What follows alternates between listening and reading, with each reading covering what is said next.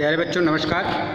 मैं अंजनी कुमार शुक्ला आज आपको कक्षा 11 में भारतेंदु हरिश्चंद्र जी द्वारा रचित प्रेम माधुरी और यमुना छवि को पढ़ाऊंगा। तो सबसे पहले हम प्रेम माधुरी को समझते हैं। प्रेम माधुरी में गोपियों की कृष्ण के प्रति अनन्य प्रेम और उनके विरह में उनकी हीन दशा और उद्धव को कृष्ण समझाना कि मैं कृष्ण की अनन्यता को स्वीकार करती हूँ, उसके सिवा किसी को पहचानती ही नहीं हूँ। और उसमें अपने प्रेम को उत्कृष्ट बनाए रखने के लिए अपने परदेश गमन पति को क्या कह के संबोधित करे, पत्नी प्रियतमा, उसके बारे में बताया गया है। और यमुना छवि में यमुना जी की सुंदरता, रात्रि का प्रहर है, चंद्रमा आकाश में विचरण कर रहा है और उसमें यमुना जी के किनारे विभिन्न प्रकार के पक्षी नृत्य कर रहे हैं, स्नान कर रहे हैं, चहचहा रहे हैं, आदि सुंदरता का वर्णन है। तो आइए हम लोग चलते हैं इस पाठ को और पढ़ते हैं प्रेम माधुरी और यमुना छवि। मार्ग प्रेम को समझे हरिश्चंद्र यथारथ होते यथा है, लाभ कछु न पुकारन में बदनाम की होनी की सारी कथा है। जानते हैं जिये मेरो भली विधि और उपाय सब बिरथा है, बावरे हैं जब ब्रज के सिगरे मोहि नाहक पूछते कौन बिथा है। अब इस छंद में प्रेम की विशेषता का उल्लेख करती हुई एक गोपी अपने मन की खीज, गुस्सा व्यक्त कर रही है। गोपी कहती है कि प्रेम के मार्ग को भला संसार में कौन समझता है, मार्ग प्रेम को समझे यथारथ होत यथा है ना। यथारथ माने यथार्थ, वास्तविक रूप से, अर्थात प्रेम के मार्ग को भला संसार में कौन समझता है जैसा कि वह वास्तविक रूप में होता है। यथा माने जैसे। उसकी संपूर्ण कहानी बदनाम की होने की सारी कथा है, उसकी संपूर्ण कहानी बदनाम होने की है। अतः लाभ कछु न पुकारन में, अतः इस विषय को कहने से कोई लाभ नहीं है। जानत है जी मेरो भली विधि और उपाय सब बिरथा है। मेरा हृदय, जी माने हृदय, मेरा हृदय, मेरा दिल भली प्रकार जानता है कि इस बदनामी से बचने का कोई उपाय है ही नहीं। यह बदनामी तो केवल दुख का कारण है। फिर बावर हैं ब्रज के सिगरे मोहि नाहक पूछत कौन विधा है। फिर ब्रज के सभी लोग क्यों कह रहे हैं, मुझसे मेरी पूरा पीड़ा का, दुख का कारण पूछते रहते हैं। लगता है जैसे ये सभी बावले हो गए, बावले माने पगलाना, बावले हो गए हैं। यह जानते हुए भी अकारण मुझसे मेरी व्यथा का कारण जानना चाहते हैं। अब इसमें जो आपका काव्यगत सौंदर्य है, रस वियोग श्रृंगार है, इसको हम विप्रलंब श्रृंगार भी कहते हैं। गुण माधुर्य है, शब्द शक्ति लक्षणा है, भाषा ब्रज है, छंद शवैया है। अब अगले छंद में रोकहि जो तो अमंगल होए और प्रेम न से जो कहें पिए जाइए, और जो कहे जाहूँ न तो प्रभुता जो कछु न कहें तो स्नेह न साइए। जो हरिश्चंद्र कहो तुम्हारे बिनु जी हैं न तो यह क्यों पति आइए। तासो पयाने समय तुम्हारे हम का कहें आप हमें समझाइए। अब एक गोपी का पति यानी महिला का पति परदेश जा रहा है, तो उसके परदेश गमन प्रस्थान करने के लिए गोपिका उससे यानी स्त्री उससे, प्रेमिका उससे कहती है कि रोकहि जो तो अमंगल हो। अगर मैं आपको जाने से रोकती हूँ, परदेश जाने से रोकती हूँ तो अमंगल होगा। और प्रेम नशे जो कहाँ पिए जाइए, और मैं अगर कहती हूँ कि प्रिय जाओ तो मेरे प्रेम का नाश होगा। कहने का तात्पर्य है कि जब कहीं कोई जाता है तो टोका नहीं जाता है। और अगर मैं आपको कहती हूँ जाइए तो मेरे प्रेम का नाश हो, अर्थात इससे आप यही समझेंगे कि आपके लिए मेरे हृदय में कोई प्रेम ही नहीं है। और जो कहें जाऊं न तो प्रभुता, अगर मैं हट कर नहीं जाओ जाओ जाओ जाओ,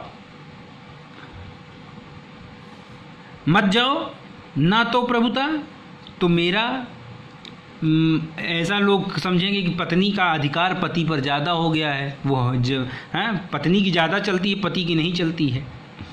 और जो न कहें तो स्नेह न साइए, अगर मैं आपसे कुछ नहीं कहती हूँ तो इसके लिए आपके लिए मेरे हृदय में प्रेम नहीं है,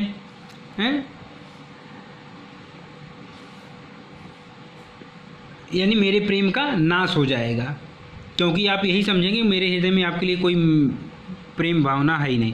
और जो हरिश्चंद्र कहें तुमरे बिनु जी हैं न तो क्यों पति आइए। अगर मैं तुमसे कहती हूँ कि मैं आपके बिना रह नहीं सकती, आपके बिना जी नहीं सकती हूँ, तो आपको इस पर विश्वास कैसे होगा? क्यों पति आइए माने विश्वास होगा। तासो पयान समय तुम्हारे हम का कहें आप हमें समझाइए। फिर पयान माने जाना, अतः आप ही समझाइए कि आपके इस प्रस्थान के समय, जाने के समय मैं आपसे क्या कहूँ। इधर भी आप काव्य गौत सौंदर्य देख लीजिए। भाषा ब्रज है, अलंकार अनुप्रास है, रस श्रृंगार है, शब्द शक्ति लक्षणा है, गुण माधुर्य है, छंद शवैया है। अब अगला छंद। आजू लो जो न मिले तो कहाँ हम, तो तुम्हारे सब भांति कहावें। तो मेरो उराहन है कछु नाही, सब फल आपने भागु को पावें।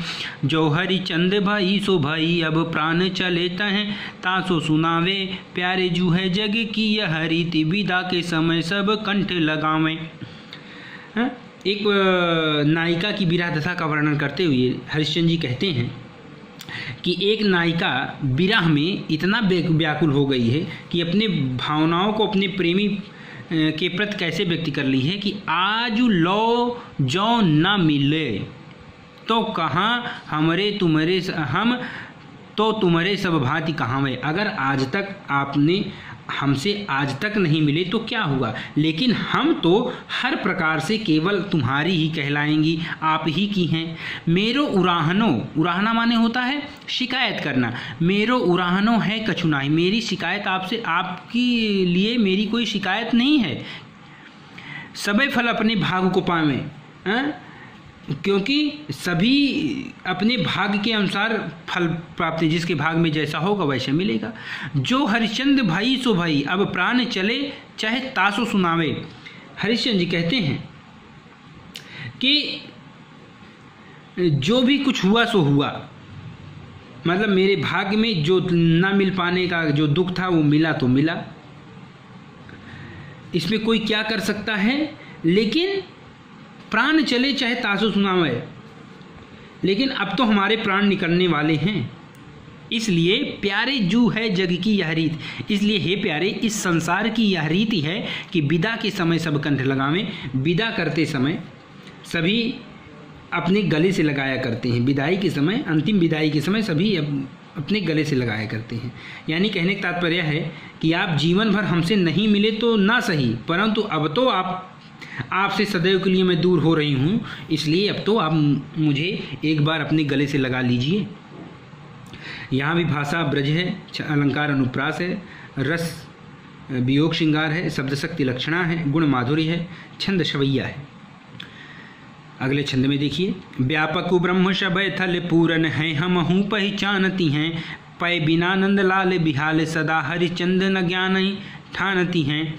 तुम ऊधो यही कहियो उनसे, अब और कछु नहीं जानती हैं। पिए प्यारे तिहारे निहारे, बिना आँखियाँ दुखियाँ नहीं मानती हैं। अब यहाँ पे उद्धव गोपियों के पास अपना योग संदेश लेकर आए हैं। तो गोपियाँ कृष्ण के अनन्य प्रेम में रंगी हुई हैं और उद्धव से कहा कि आप हमारा संदेश कृष्ण को जाकर सुना देना।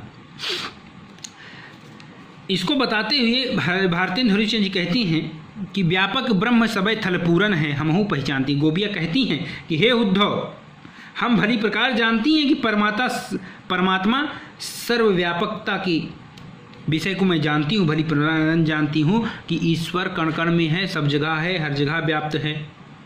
हम सब जानती हैं, वो आकाश में है, जल में है, थल में है, सभी जगह विद्यमान है। किंतु पै बिना नंदलाल विहाल, किंतु श्री कृष्ण के वियोग में हम सब व्याकुल रहती हैं। हरिश्चंद्र ज्ञान ठानती हैं, मैं उन्हें छोड़कर किसी भी प्रकार की ज्ञान की चर्चा बिल्कुल अच्छी नहीं लगती है। हे उद्धव, तुम उद्धव यही कहियो उनसे, हम और कछु नहीं जानते हैं। हे उद्धव, तुम जाके श्री कृष्ण से कह देना, जाकर यह कह देना कि हम गोपियाँ और कुछ नहीं जानती हैं। पिए प्यारे तिहारे निहारे, बिना आँखियाँ दुखियाँ नहीं मानती हैं। कि ये हमारी दुखियाँ आँखें श्री कृष्ण के दर्शन, तिहारे निहारे, तिहारे माने श्री कृष्ण, के लिए संबोधित हुआ है। निहारे माने दर्शन के अतिरिक्त और कुछ स्वीकार नहीं करना चाहती हैं।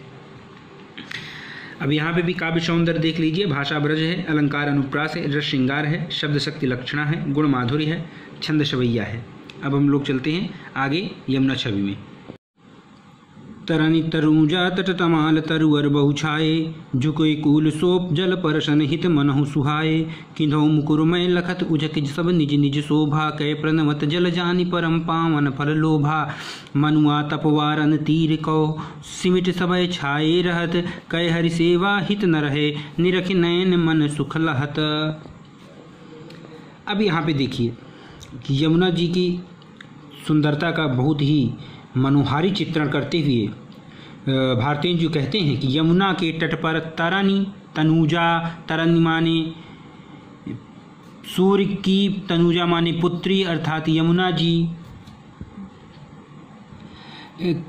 के तट पर तमाल के सुंदर वृक्ष यमुना जी के किनारे की ओर झुके हुए ऐसे सुशोभित हो रहे हैं, है ना। झुके कूल सो जल परसन हित मनहु सुहाए, जो मानो वे जल का स्पर्श, परसन माने छूना, स्पर्श करना, करने के लिए झुके हों। अथवा किंधौ, किंधौ माने अथवा मुकुरमय लखत, मुकुर माने होता है दर्पण, शीशा। अथवा ऐसा प्रतीत हो रहा मानो वो जल रूपी दर्पण में झुक झुक कर अपनी सुंदरता को देख रहे हों। कै माने अथवा प्रणवत जल जानि परम पावन फल लोभा, अथवा जल को देखकर परम पवित्र फल के लोभ में उसे प्रणाम कर रहे हों। मनु आतप वारन तीर को सिमट सबय छाए रहे, अथवा ऐसा प्रतीत हो रहा है मानो वे अपने ताप को यानी शरीर की गर्मी को दूर करने के लिए सिमट कर किनारे पर इकट्ठे हो गए हों। और यहाँ पे मनु आतप में मनु आ गया, जनु जानो मनु मनहु में उत्प्रेक्ष अलंकार। अथवा कै हरि सेवा हित न रहे निरख नयन मन सुखलात, अथवा भगवान की सेवा करने के लिए झुके हुए हैं। इन तमाल वृक्षों को देखते ही हमारा मन और हमारे नेत्र सुख से परिपूर्ण हो जाते हैं। इसमें आप देख लीजिए, भाषा ब्रज है, रस श्रृंगार है, अलंकार उत्प्रेक्षा है, संदेह है, अनुप्रास है, छंद छप्पय है, शब्द शक्ति लक्षणा, गुण माधुर्य है। अब अगला छंद। तीन पै जहि छिन चंद ज्योतिराका निशियावती, जलमय मिल कै नभ अवनी लौ तान तनावती। होत मुकुरमय सबय तबय उज्ज्वक इक ओभा, तन मन नयन जुड़ात देख सुंदर सो शोभा। सो को कवि जो छवि कही सकैता, छंद जमुना नीर की, मिली अवनी और अंबर रहत छवि इक सी नभ तीर की। इस छंद में रात्रि का समय है और यमुना जी के जल में चंद्रमा की परछाई पड़ रही है, उसी का मनोहारी चित्रण करते हुए हरिश्चंद्र जी कहते हैं कि जिस समय तीन पै जेहि छीन माने जिस क्षण, जिस समय यमुना जी के जल पर चंद ज्योति राका निशियावत, राका माने चंद्रमा, चंद ज्योति माने उसकी किरणें, निशि, राका निशि माने पूर्णिमा की रात, यानी चंद्रमा की रात कौन सी होती है? पूर्णिमा की रात।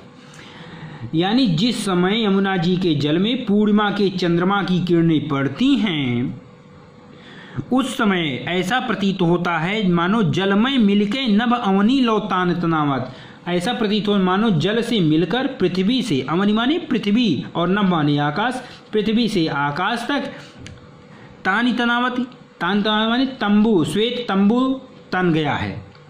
होत मुकुरमय सबय तबय उज्ज्वक इक ओभा, यह व्यापक श्वेत एक प्रकाश, मुकुरमय माने दर्पण, एक दर्पण से दिखाई पड़ती है। उस समय का प्रकाश एक शीशे की तरह, एक दर्पण की तरह दिखाई देता है।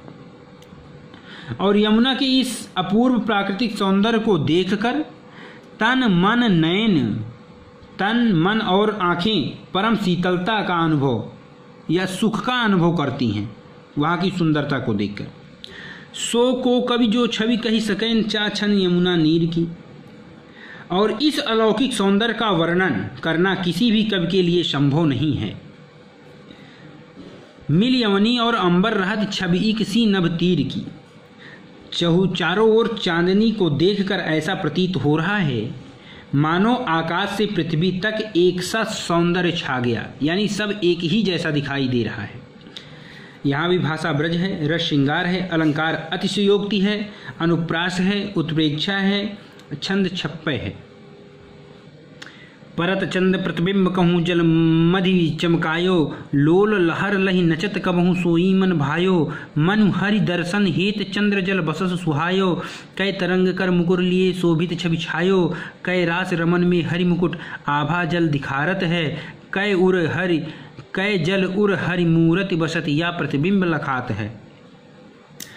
अब प्रस्तुत छंद में यमुना के जल पे चंद्रमा का जो प्रकाश पड़ रहा है उसी का चित्रण करते हुए कवि कहते हैं हरिश्चंद्र जी कि यमुना के जल के मध्य, मध्य माने बीच, परत चंद्र प्रतिबिंब, प्रतिबिंब माने परछाई।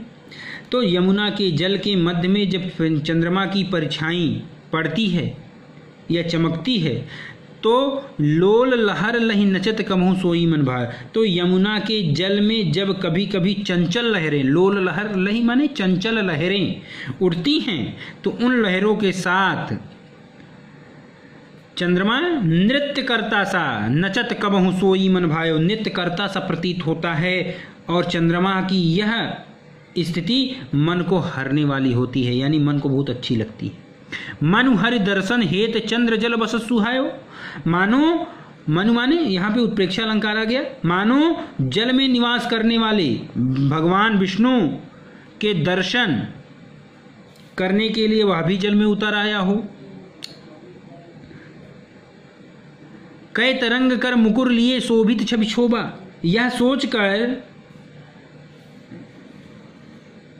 कि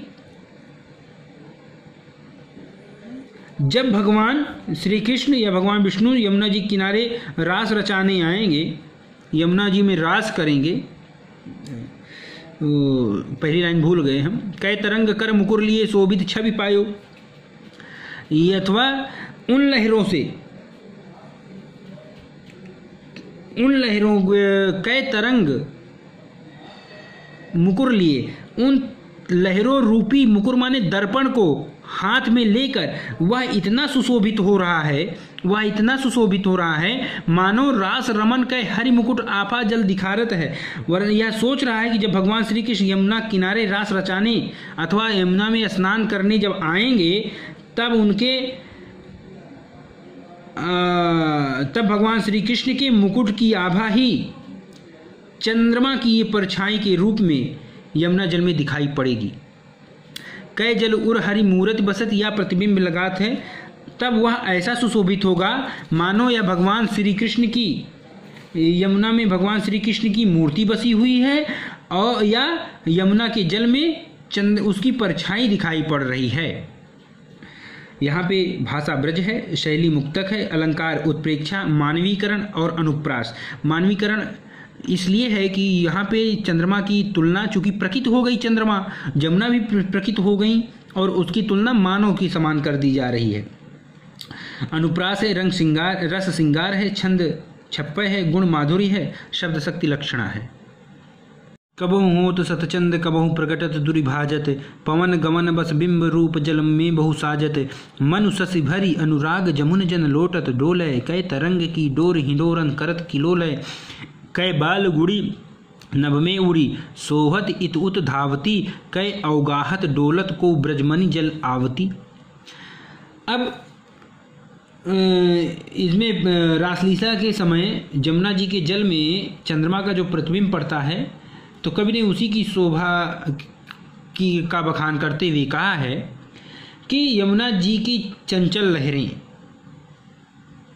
पर चंद्रमा की जो परछाई पड़ती है तो कबहू होत सत माने सैकड़ों, कभी वह सैकड़ों चंद्रमा के रूप में दिखाई पड़ता है और कभी कहीं जल में ही छिपकर भाग जाता है। पवन दुर्विभाजत माने छिपकर भाग जाना। पवन गमन बस बिंब रूप जल में बहुसागत, और पवन गमन माने हवा की गति के साथ साथ चंद्रमा यमुना जी के जल में प्रतिबिंबित होकर अत्यंत ही शोभा देता है। बहुसाजत मनु शशि, अब यहाँ पे मनु आ गया उत्प्रेक्षा अलंकार। मनु शशि भर अनुराग जमुन जल लोटत डोले, और ऐसा प्रतीत होता है मानो चंद्रमा यमुना के प्रेम में लीन होकर उसकी गोद में लोटता फिरता है।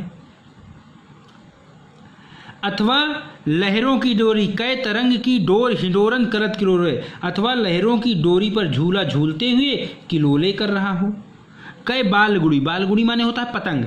कै बालगुड़ी नभ में उड़ी सोहत इति धावती, अथवा ऐसा प्रतीत हो रहा मानो बच्चों द्वारा उड़ाई जाने वाली पतंग जो इधर उधर उड़ती हुई शोभा दे रही है।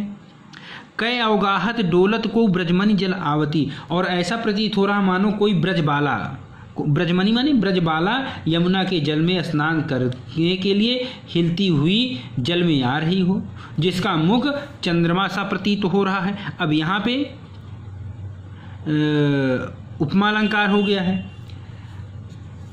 तो भाषा ब्रज है, शैली मुक्तक है, अलंकार उत्प्रेक्षा भी है, मानवीकरण भी है, अनुप्रास भी है। अनुप्रास इसलिए है कि आप यहाँ देखिए कि जो ये अंत हो रहा है, जैसे इसको कहते हैं अंत्यानुप्रास, भाजत साजत, तो एक ही सब वर्णों से, वर्ण माने अक्षर, एक ही अक्षर से समाप्ति हो रही है। ताता, डोलय, किलोलय, धावती, आवती, तो इस प्रकार सब में अंत्यानुप्रास होता है। अगर आपको कहीं भी अलंकार न समझ में आए तो अनुप्रास लिख दीजिए तो माना जाता है। मनुजुग पक्ष प्रत्यक्ष होत मिट जात जमुन जल, कै तारागन ठगन लुकट प्रकट सति अभिकल, कै कालिंदी नीर तरंग जितो उपजावत, तितनो ही धर रूप मिलन हित तासो धावत, कै बहुत रजत चकई चलत, कै पुहार जल उच्छरत, कै निष्पति मल्ल अनेक विधि उठ बैठत कसरत करत। अब देखिए यहाँ चंद्रमा बार बार जल में जो प्रकट हो रहा है और छिप जा रहा है, उसी का वर्णन करते हुए हरिश्चंद्र जी कहते हैं कि पूर्णिमा के चंद्रमा मनु जुग पक्ष प्रत्यक्ष होत मिट जात जमुल जय। पूर्णिमा के चंद्रमा का प्रतिबिंब मतलब जल में, चंचल जल में, यानी चंचल जल इसलिए कहा गया है कि जल में लहरें उठ रही हैं, ऐसे पड़ रहा है। इस दृश्य को देखकर मन के, कवि के मन में जो संदेह ने जन्म लिया, ऐसा प्रतीत हो रहा है मानो चंद्रमा दोनों पक्ष, मानो जुग माने दोनों, पक्ष माने पक्ष, कौन सा दोनों पक्ष? कृष्ण पक्ष और शुक्ल पक्ष में उदित होकर जमुना के जल में विलीन हो जाता है, यानी छिप जाता है।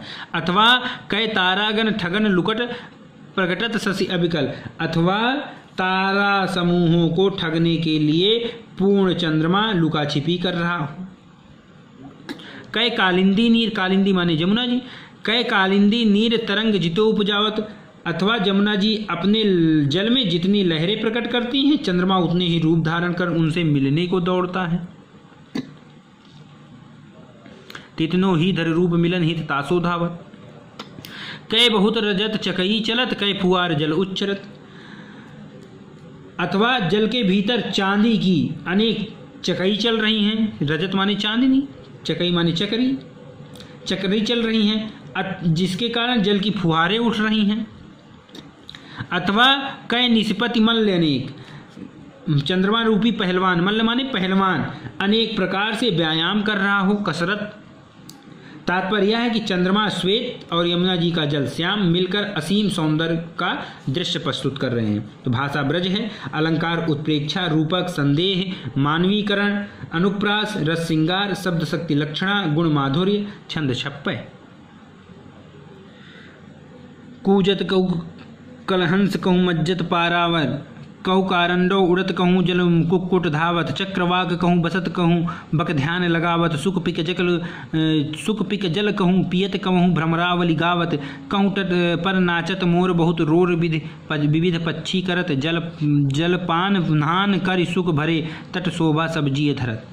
अब इस छंद में यमुना जी के किनारे अनेक प्रकार के पक्षी जो टहल रहे हैं, उन्हीं की मनोरम शोभा का वर्णन करते हुए कवि कहते हैं हरिश्चंद्र जी कि यमुना जी के जल में कहूँ कूजत, कहूँ काल हंस, कहूँ मज्जर पारावत, मज्जत माने नहाना। यमुना जी के जल में कहीं राजहंस कूजते हुए घूम रहे हैं, और पारावत माने कबूतर, कहीं कबूतरों का समूह स्नान कर रहा है, कहीं कारंडव, कारंडव माने होता है बतख, कहीं पर बतख उड़ते दिखाई पड़ रहे हैं। तो जल कुक्कुट माने जल मुर्गा, तो कहीं पे जल मुर्गा दौड़ लगाता हुआ दिखाई दे रहा है। चक्रवाक कहूँ बसत कहूँ बक ध्यान लगावत, कहीं पर चक्रवाकों के जोड़े जल में घूम रहे हैं, तो कहीं मछलियों को पकड़ने के लिए एक टांग पर बगुला ध्यान लगाए है। सुख पिक जल कहूँ पियत कहूँ भ्रमरावली गावत, कहीं पर तोते, सुख माने तोता, पिक माने कोयल, कहीं पे तोता कोयल जल पी रहे हैं, तो कहीं यमुना जल में खिले हुए कमल के फूलों पे भ्रमरावली गावत माने भंवरों की पंक्तियां गुनगुन गुनगुन कर रही हैं। कहूँ तट पर नाचत मोर बहु रोर विविध कर पक्षी करत, और कहीं किनारे पर यमुना जी के मोर नृत्य कर रहा है, तो कहीं अनेक प्रकार के पक्षी बड़ी संख्या में चहचहा रहे हैं, कलरव कर रहे हैं। जलपान नहान कर सुख भरे तट शोभा सब्जी धरत, इसी प्रकार यमुना जी का जल पीते, उसमें स्नान करते, सभी प्रकार का सुख पाते हुए यमुना तट की शोभा को बढ़ा रहे हैं सारे पक्षी। तो हरिश्चंद्र जी कहते हैं कि यमुना की उस शोभा को मैंने अपने मन में धारण कर लिया है। जी धरत भाषा ब्रज है, शैली मुक्तक है, अलंकार अनुप्रास है, रस यहाँ पे शांत है, छंद छप्पय है, गुण माधुर्य है, शब्द सक्त अभिधा है। अब हम लोग अगले वीडियो के साथ फिर मिलते हैं, तब तक के लिए नमस्कार।